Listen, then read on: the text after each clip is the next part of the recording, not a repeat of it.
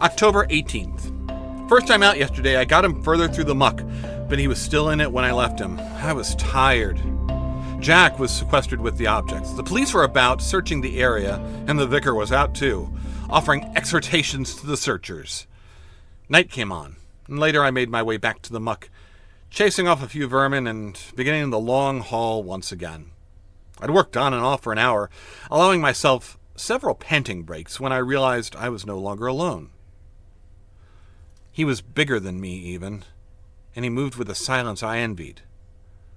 Some piece of the night cut loose, drifting against lesser blackness. He seemed to know the moment I became aware of him, and he moved towards me with long, effortless strides, one of the largest dogs I'd ever seen outside of Ireland. Correction. As he came on, I realized he wasn't really a dog. It was a great gray wolf that was bearing down on me. I quickly reviewed my knowledge of the submissive postures these guys are in, too, as I backed away from the corpse. "You can have it," I said. "It's all right with me. It's not in the best of shape, though." He loomed nearer. Monstrous jaws. Great feral eyes. Then he sat down. "So, this is where it is," he said. "What?" "The missing body. Snuff, you are tampering with evidence." "You might say I'm tampering with something already tampered with. Who are you?" "Larry. Talbot. Could have fooled me. I thought you were... Oh. Weird, huh? And you've shifted. But this is the dark of the moon." "So it is." "Neat trick, that. How'd you manage it?" "I can do it whenever I choose, with certain botanical aids, and retain full rationality, save when the moon is full. It's only involuntary then, with certain unfortunate accompaniments. So I understand, like berserk? Wolfserk," he said. "Yes. So why are you here?" "I tracked you. Ordinarily, this is my favorite time of month, without a trace of the moon to disturb me, but I forsook this to do some investigating. Then it became necessary that I speak with you. So, I came looking. What are you doing with the body, anyway?" "I was trying to get it in the river where I want to drop it in. Someone left it near our place, and I was afraid Jack would be suspected." "I'll give you I'll help." With that, he seized it by the shoulder and began walking backwards. No bracing himself and tugging the way he'd managed. He just kept walking, picking up speed even. I didn't see any way I could even help. I'd just slow him down if I grabbed a hold anywhere. I trotted along beside and watched.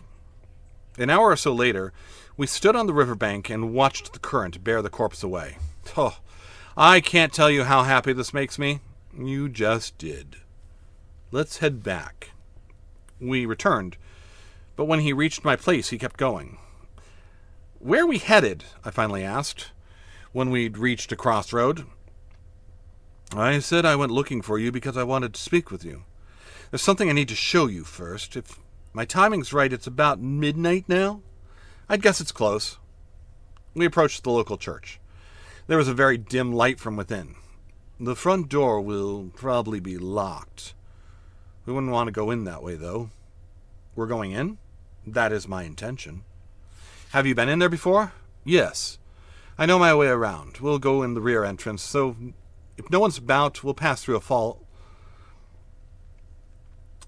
We'll go in through the rear entrance, and if no one's about, pass through a small vestibule, turn left a few paces, then right up a little hallway. We can get to the vestry from there, if it's clear. And then, if we position ourselves properly, we get a view." "Of what?" "I'm curious myself." "Let's find out." We made our way around the back of the building, near the other side.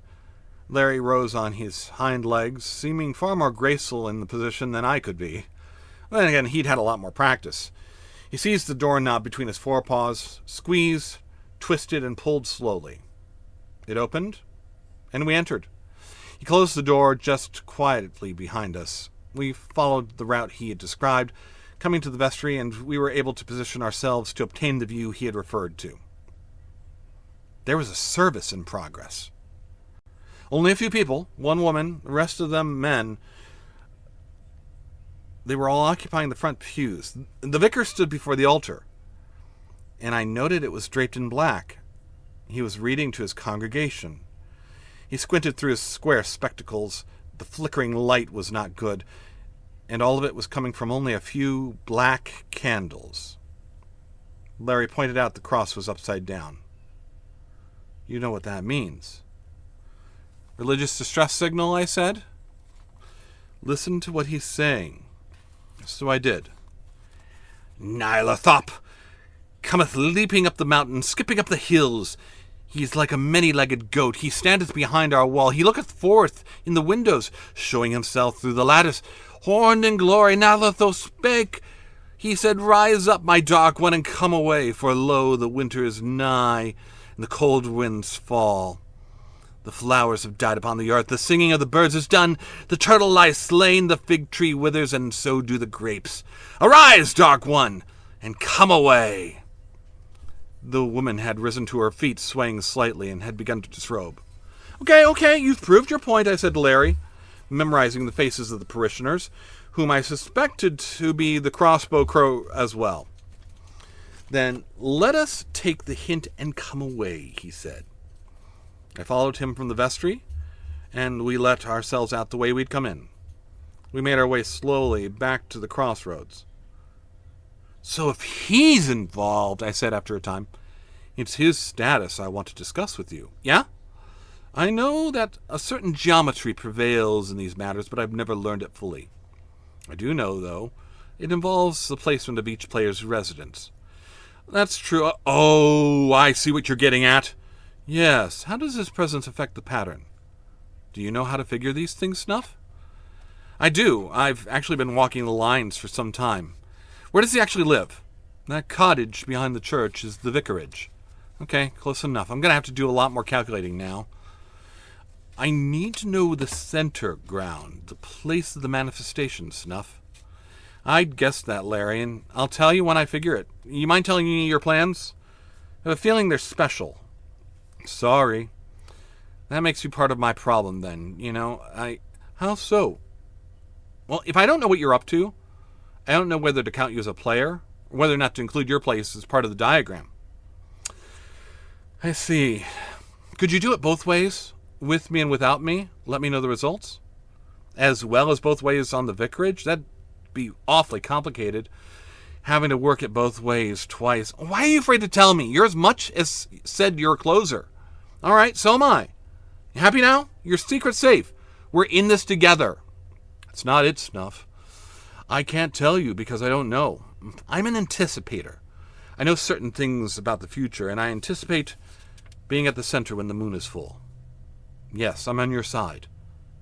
But I'll also be out of my mind that night, and I haven't worked out the formula for bringing it through a moon change intact. I'm not even sure if I should be categorized as a player. But I'm not sure if I shouldn't. I'm just too much of a wild card. I threw back my head and howled. Sometimes it's just the best thing to do. I went home, made my rounds, thought a lot, and slept. Earlier today I encountered Greymelk, and I paced the neighborhood and calculated. Hi, Cat, I said. Hi, dog. What's the status on your disposal project? Finished. Done. Complete. All floated away last night. Admirable. There were times I thought they'd find it before you got there. Me too. We have to be careful about how we talk now, or how we phrase things, but we're both adults. We're reasonably intelligent. We both know the score. How's it going? Not real well. Math problems? I shouldn't say. It's all right. Everybody's got them now. You know that, or are you just guessing? Couldn't be any other way, believe me. She stared at me. I do believe you. What I'd like to know is, how can you be so sure?